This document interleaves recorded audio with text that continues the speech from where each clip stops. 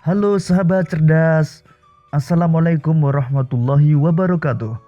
Pada kesempatan kali ini, kita akan belajar pada materi kelas 6, tema 7, kepemimpinan, subtema 2, pemimpin idolaku, dan kita sampai pada pembelajaran kelima. Sahabat cerdas, sebelum kita mulai pembelajaran kita, jangan lupa untuk berdoa terlebih dahulu. Sahabat cerdas, apakah menjaga persatuan dan kesatuan hanya tugas pemimpin saja? Tentu saja tidak.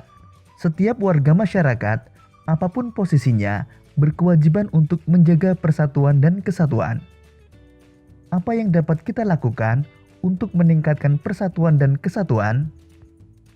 Untuk mengetahuinya, mari kita lanjutkan pembelajaran kita. Sahabat cerdas, kemarin kamu sudah membaca tentang kisah Sudin yang berangkat ke kota mengikuti lomba pidato. Sudin harus berada di kota tersebut selama beberapa hari. Perlombaan berlangsung selama 3 hari. Panitia kegiatan telah menyediakan penginapan untuk seluruh peserta. Di malam pertama, Sudin harus mengikuti acara budaya yang digelar di sebuah ruangan besar. Sudin bertemu dengan beberapa siswa se-Indonesia. Sudin takjub karena mereka membawakan kesenian yang beragam. Salah satunya, ada 2 orang peserta menampilkan tari daerah secara berpasangan. Mereka menampilkan tari piring. Sudin memperhatikan dengan cermat penampilan kedua penari. Sudin memperhatikan keunikan dari tari piring yang dipertunjukkan. Tari piring berasal dari Sumatera Barat. Dalam melakukan gerakan, penari menggunakan piring sebagai properti tari. Piring diletakkan pada telapak tangan, lalu digerakkan ke berbagai arah tanpa jatuh. Inilah keunikan tari piring. Keunikan lain adalah penari melakukan gerakan di atas pecahan piring tanpa terlihat sakit dan tetap menari dengan lincah. Sahabat cerdas, pertunjukan tari terdiri atas beberapa unsur tari. Keunikan suatu tarian akibat dari keunikan unsur-unsur tari itu dibandingkan tari lainnya. Apa sajakah unsur-unsur tari itu? Unsur tari. Dalam tarian terdapat berbagai unsur yang saling mendukung sehingga memunculkan perpaduan yang harmonis. Keharmonisan itu akan membuat sajian tari menjadi lebih indah dan menarik.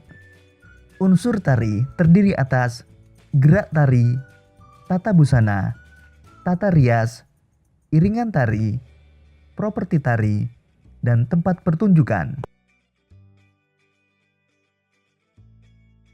Pertama, gerak tari. Gerak tari adalah serangkaian gerakan indah dari anggota tubuh yang dapat dinikmati oleh orang lain. Gerak tari diperagakan berdasarkan ruang, waktu, dan tenaga.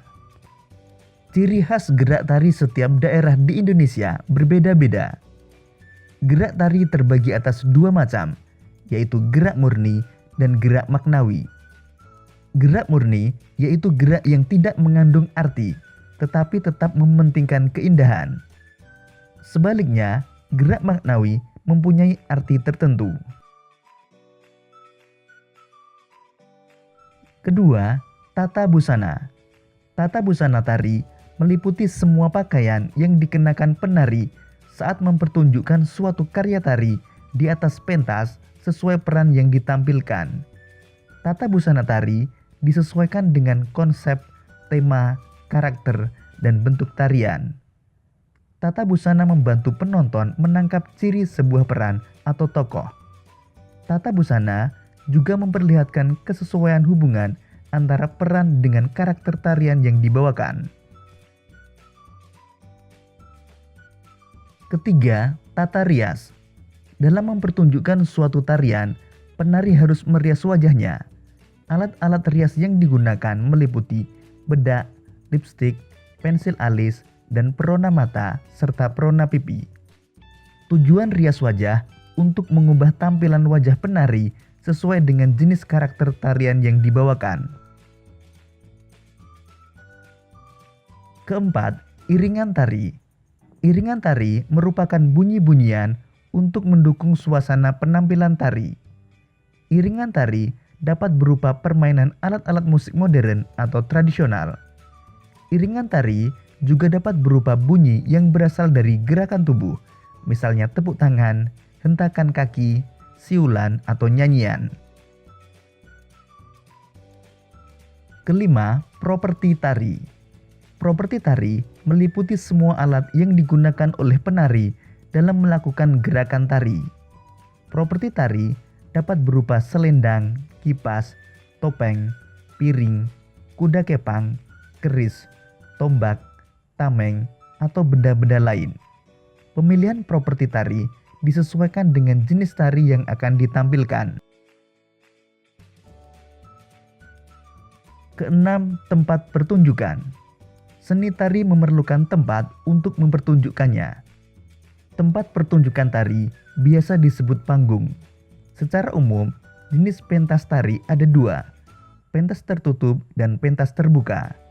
Pentas tertutup diadakan di dalam ruang kelas, gedung, atau aula.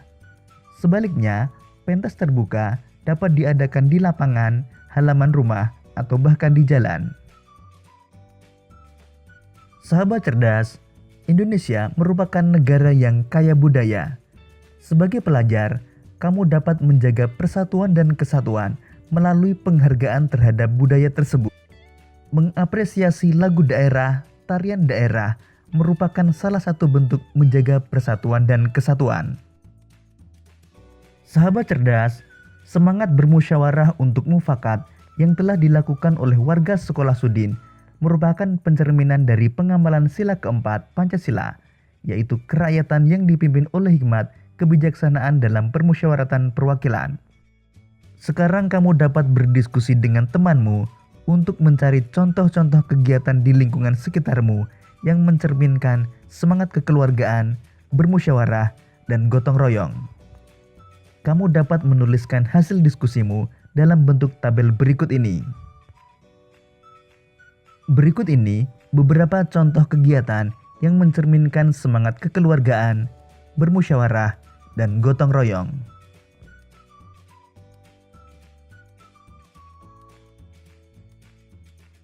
Sahabat cerdas, dalam kehidupanmu di sekolah, musyawarah sangatlah penting. Kalian dapat bermusyawarah dalam berbagai kegiatan.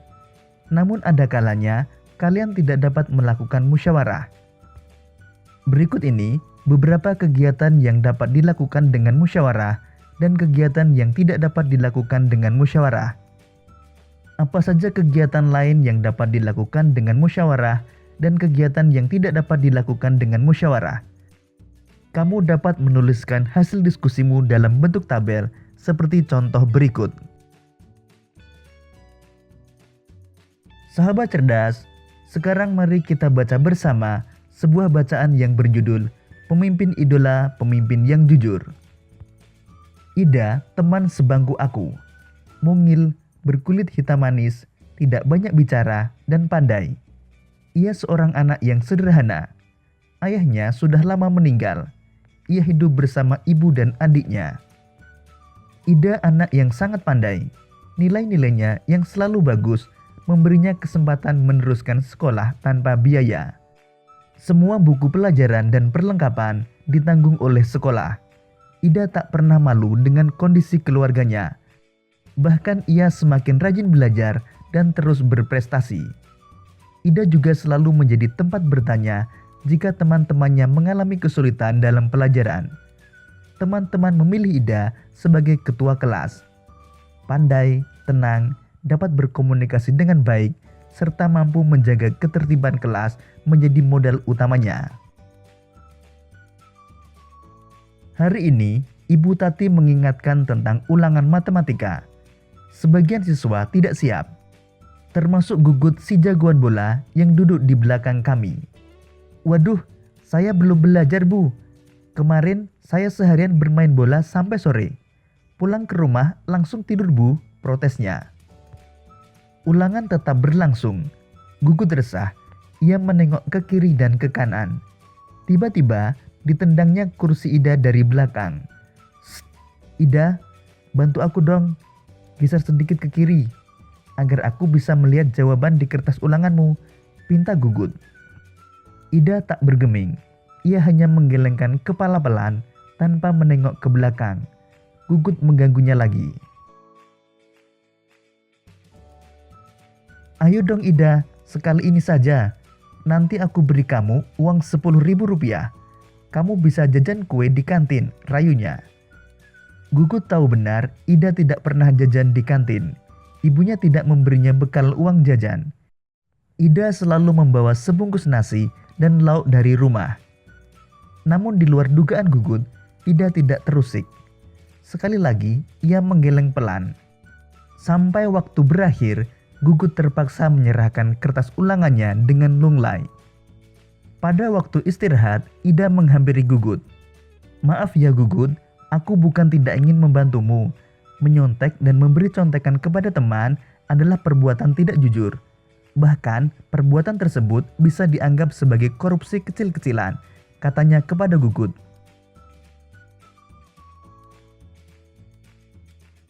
Ah Ida, masa menyontek sekali saja dianggap korupsi? Setauku, korupsi nilainya miliaran dan hanya dilakukan oleh pejabat berkuasa, kata Gugut. Gugut, justru kita harus melatih diri. Korupsi dan menyontek sama-sama mengambil hak orang lain. Bernilai kecil atau besar, tetap saja tidak jujur. Kita membiasakan diri bertingkah laku lurus. Mudah-mudahan ketika besar nanti, kita tidak akan tergoda untuk melakukan korupsi dalam bentuk apapun. Ida menambahkan dengan panjang lebar. Aku dan teman-teman sekelas yang ikut mendengarkan percakapan Ida dan Gugut terdiam setuju. Memang tidak salah kami memilih Ida sebagai pemimpin di kelas. Tidak sekedar pandai, Ida juga patut dijadikan teladan. Sahabat cerdas, sekarang buatlah pertanyaan sebanyak-banyaknya tentang cerita tersebut. Kemudian mintalah temanmu untuk menjawab pertanyaan yang kamu buat. Berikut ini beberapa contoh pertanyaan berdasarkan cerita tersebut.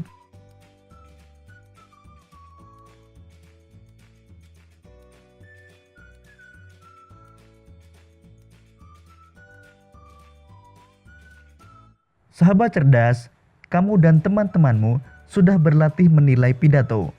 Sekarang buatlah teks pidato tentang pentingnya gotong royong.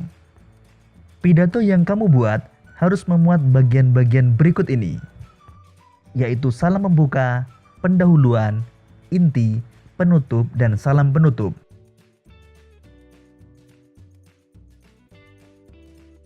Demikian tadi sahabat cerdas pembelajaran kita pada tema 7, subtema 2, dan pembelajaran kelima. Untuk menguji pemahamanmu, kamu dapat mengerjakan latihan soal yang terdapat pada deskripsi video ini. Sampai jumpa pada pembelajaran berikutnya. Tetap semangat dan selamat belajar.